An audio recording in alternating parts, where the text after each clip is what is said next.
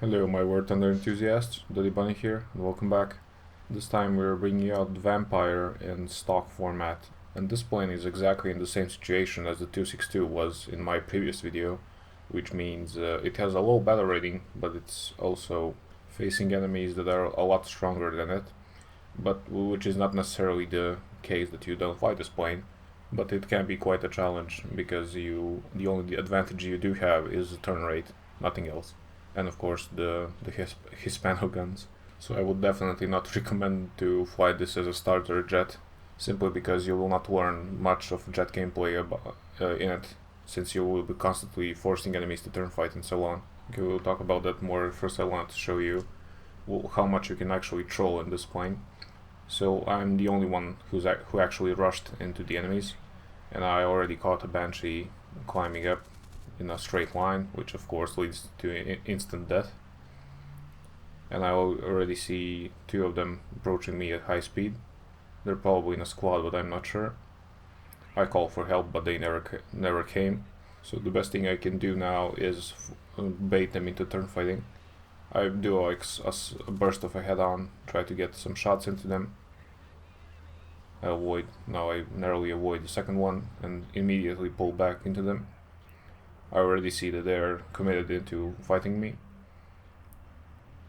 so I'm just gonna pull down and keep my energy.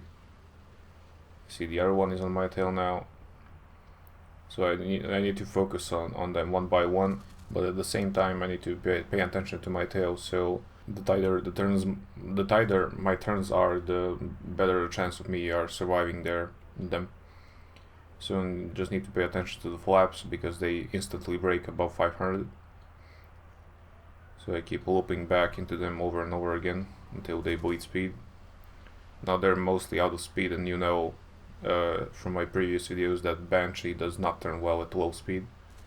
Here I clipped the aileron off one of the Banshees, so I know he's not gonna continue to turn fight, so I can focus on the other one. The other one is zooming up. He's coming back, and I'm gonna pull straight below him, so he has no chance. If he wants to shoot me, he's gonna have to hit the ground or water, whatever it is. He narrowly avoids the crash. Immediately roll back into him. I'm gonna pull up. Well, I'm gonna use landing flaps, but it was not enough. Fire a few shots with a small spark on his wing, doesn't matter. Leave the flaps on, loop back around. I see the other Banshees coming back. Just gonna dive away, straight below him. Give him as difficult a shot as I possibly can. See the other Banshees coming back. Pull below him. He decides to turn back into me, and this is exactly what I want him to do. And there goes his wing. The other one is running away, and this is gonna be a long chase, so let's continue our discussion about the Vampire. So the reason why I don't recommend this plane, not recommend it as a first jet, is simply because it doesn't teach you how to actually fly a jet. It forces you to stay low on speed, low on energy, so you can bait people into turn fighting, and that's not what you want to do in high tier jets. So even though this is a really fun plane to fly, I don't recommend it until you have some experience into what exactly can you do in a jet. For example, a Meteor Mark III, the first one, is a good example of still having the turn fight capability, but still has a high speed and ability to rip wings. So you need to keep your energy, but at the same time do a really slow turn, so you keep that energy. Whereas in the Vampire you can do whatever you want and you will not rip your wings. And speaking of wing ripping, I only recently discovered that the Venom and the Vampire have a new flight model, and it's not actually a new flight model, it's more of a change in compression, which means now the Venom cannot break its wings at any given moment, but they also removed its third fighting capabilities. So I would like to ask you, are you interested in seeing the Venom again, since it has quite a different flight model now? And I'm enjoying it a lot, especially because it's now really competitive in high tier. And speaking of high tier, I saw the development blog about the new battle rating system, and of course all people went bananas over it. And I can't blame them because from what they first stated, a couple of days ago. It was supposed to limit the number of high tier planes against lower barrel rating planes, which or tanks. I mean, it was mostly about tanks, but I guess it refers to planes as well. And from what I see, it's just another patch where they're gonna put even more compression in the barrel rating system, and it's gonna be exactly the same situation as it was when the one year ago when the new research system came in and all new tiers, and it's gonna be exactly the same as it was before, which means that Meteor Mark III is gonna fight F2 Sabres again and so on. But yet again, they state that the new system is gonna be only for high tier, and it's gonna be only for like 8.0 and 8.0 only, and then it's gonna be down to 7.3, and it's completely confusing, even though they state that everything is nicely explained in the dev blog, which is not, because if it was, people would not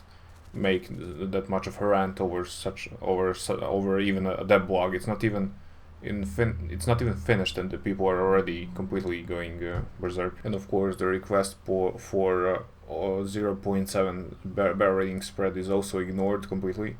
Everything that the community suggested for the last 1 year for the new matchmaker was completely ignored. And since they promised this barrel rating change even in 1.41, which was released on the June of 2014, this is the best solution they come up with.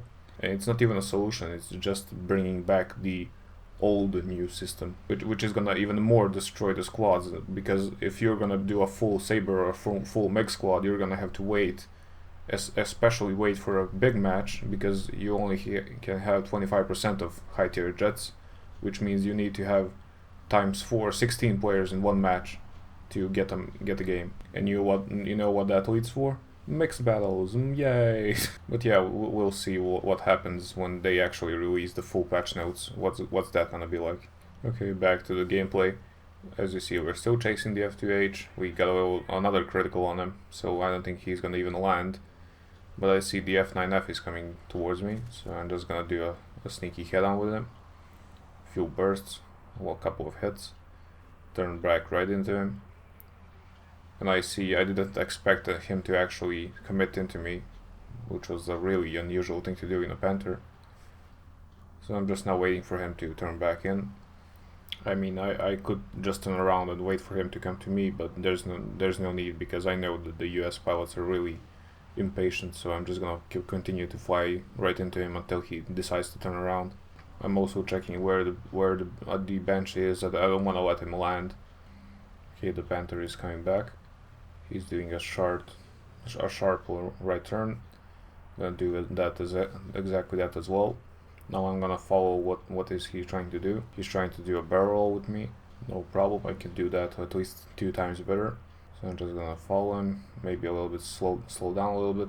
I didn't actually expect for him to commit so much into this maneuver, and that's gonna cost him. There goes his engine. Now the other Meteor is just gonna finish him off. I'm gonna pull him up into vertical again, not to get myself shot down. And there he goes. But yeah, as you see, the Vampire is more of a prop of mid-tier jets, which has no speed and no ability to accelerate. So you're pretty much relying on people being dumb and actually doing maneuvers with you. Eventually I found the Banshee, who was barely flying and trying to land.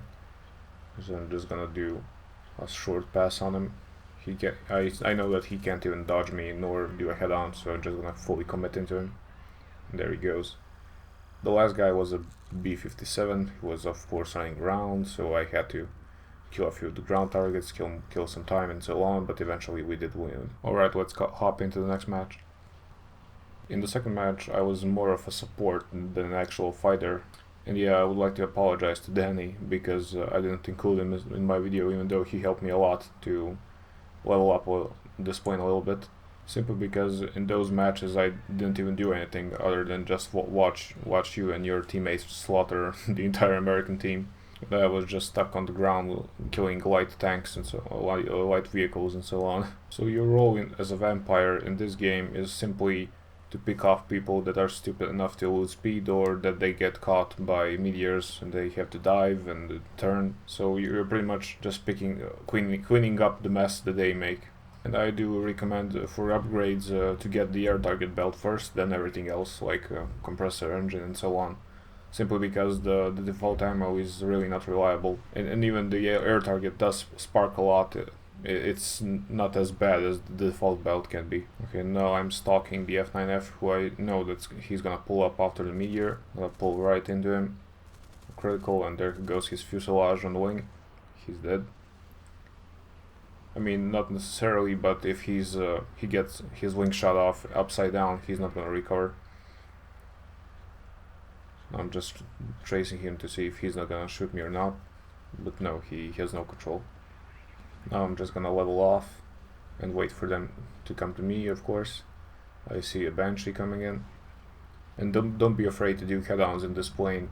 Even though the guns are on the fuselage, you can still kill enemies pretty easily, because, you know, he's Pano stuff. You see the Banshee is trying to turn away. Nope. He loses his elevator.